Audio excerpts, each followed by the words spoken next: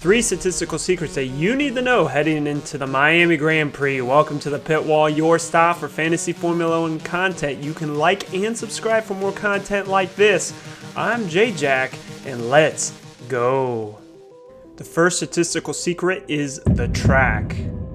The new Miami Circuit International Autodrome has been really hot. New surface, new everything.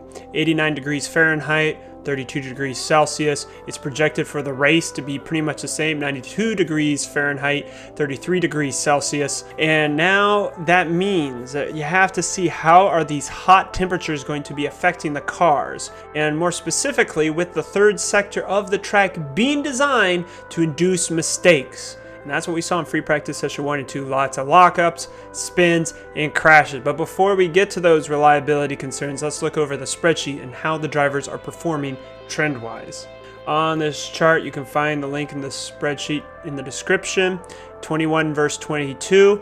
I now have it so that I highlight the differences, the outliers. Signs, because of his crash, set his fastest time on a medium. Everyone else was on softs. That's why he's in yellow. If you're looking over to the right where it has the combined times and laps, we see that Russell and Leclerc switching places in FP1 and FP2 for first and second. And you see about the same amount of laps. You see Perez rounding out the top 3. Look how strong Mercedes is showing up. Russell in first, Hamilton fourth with an average position of 6. We see Gasly up higher than what we would normally see, but last season he was just this high, so it's good for him to get back to form. Sainz, if he hadn't had his issues, would have been higher. Same you could say with Verstappen, who's in the middle of the pack, but definitely has the pace to be up there. We have Alonso, who is also doing good, but you got to look at that reliability or if he's going to put something in the wall. McLaren's not looking nearly as strong as they were last race, but Norris is still a good option up there. But the question is, how much is someone like Norris going to cost when you've got some other alternatives that we're trying to juggle or decide? And we'll get to that later. Let's scroll down to our constructors.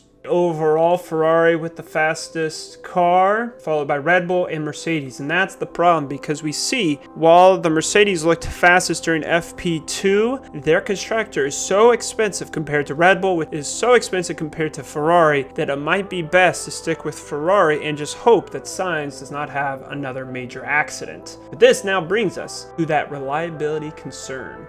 The second statistical secret is car reliability.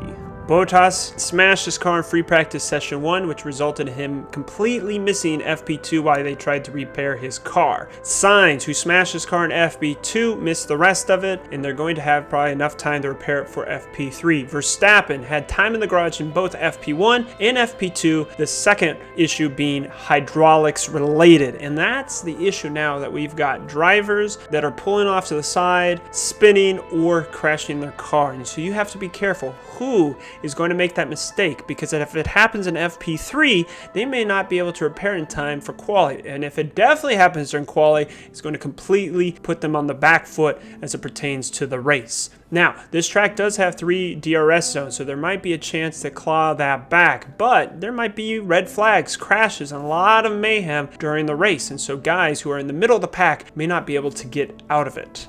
The third statistical secret is streaks and Mega Driver. Looking again at the spreadsheet, we see our streaks. We see that Leclerc with 4 in the qualifying race means that if he can finish in the top 10 during this qualifying and finish in the top 10 during this race, he can get what's called a power streak. 15 points total can be scored this week, which is why he is very strong candidate for using your Mega Driver. But here's now the issue. If you're going to Mega Drive Leclerc, who are you going to turbo? Now, Russell would look like a great candidate because he can get his race streak, which is plus 10 points, but he's over 20 million, so you cannot turbo Russell. Is Russell worthy to Mega Drive and then turbo Leclerc? It depends on if he's worth having on your lineup with the budgetary constraints. This is why someone like Perez, Verstappen, Alonso, and Sainz with their quality streaks might be tempting enough just to keep around with that plus 5 points. So it seems logical if you are going to make a drive Leclerc, the Perez would be the one you turbo. Unless suddenly Sainz turns it around during FP3 and shows that he can be faster than Perez, a toss-up between those two drivers. But let's face it, Perez is showing much more consistency and poise in the car and less likely to spin it or bin it.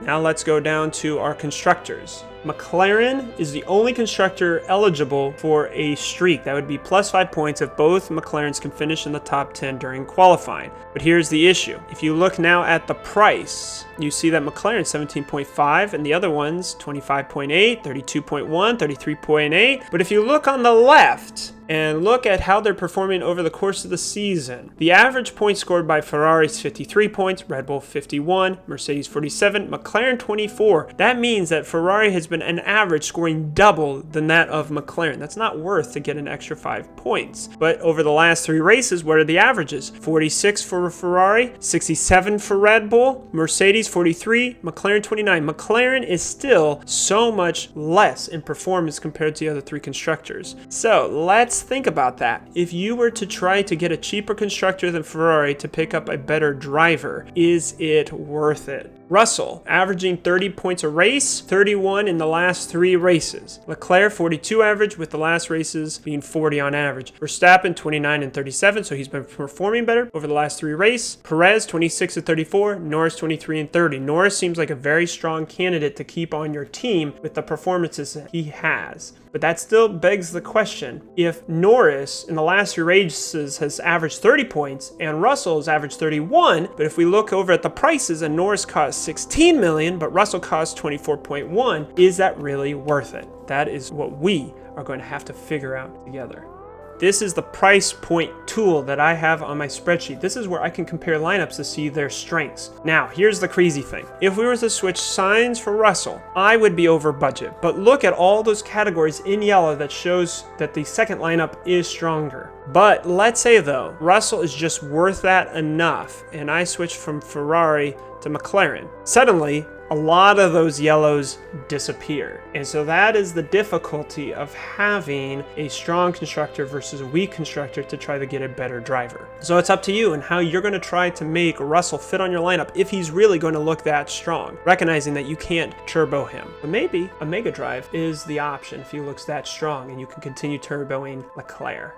If you'd like to continue this discussion, you can follow the Pitwall on Twitter or join our Discord community. That is where everyone can have great perspective, sharing their insights as you have to make last-minute decisions on your lineups. And also, don't forget about our one race challenge. The one race challenge for Miami Grand Prix code is on the screen. You can find the link in the description below. This is your one chance, your one opportunity to submit one team to see how you stack up against everyone else across the world. If we can get 50 people to join our one race challenge, then we can be submitted into the large leagues. And if you are one of the top 3 scorers this week, you'll get a special podium ceremony at the end of next podcast, as well as getting your names on our spreadsheet One Race Challenge Orc leaderboard.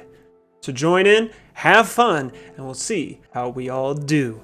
It's now time for my picks. Here on the left is my steady team, which has about 100 points more than my day trading team. But the roles were reversed this year because I used my wild card first on the day trading team and got a total value of 104.8. But because I used the wild card after the next race, then I was able to get 105.8. And so here's the strength of these two teams. The problem is I've been running the exact same lineup and I did not have Norris on team 1 last week. I went over the Alonso and instantly regretted it. So it looks like I am going to keep a very similar lineup. Let's start off with team 2 since it has a lower budget. As you can see, if I do anything with my 2 substitutions left, I really cannot change out Ferrari. So if I were to get rid of Sainz, then I'd have a budget of 19.9 million left. That would leave me with pretty much the same options. I'm not going to go over to Ricciardo, maybe Gasly, but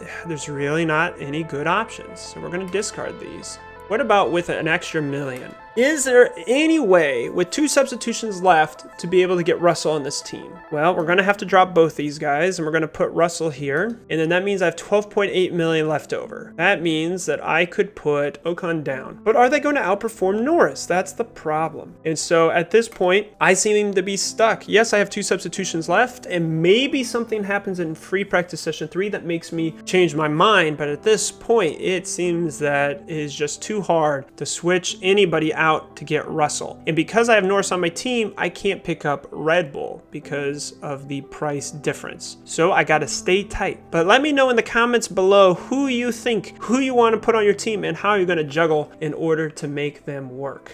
And there we have it. Thanks for joining me in this statistical deep dive as we prepare for the Miami Grand Prix. I cannot stress enough, you have to pay attention to free practice session 3. Yes, we had times for FP2 to give us what the quality may look like, but you need to make sure that drivers are not having huge crashes in FP3 that could affect their qualifying performance, as well as seeing who seems to be on good pace for the race. That is usually FP3 that gives us the best view for race pace. And until next time, I'll see you on the pit wall.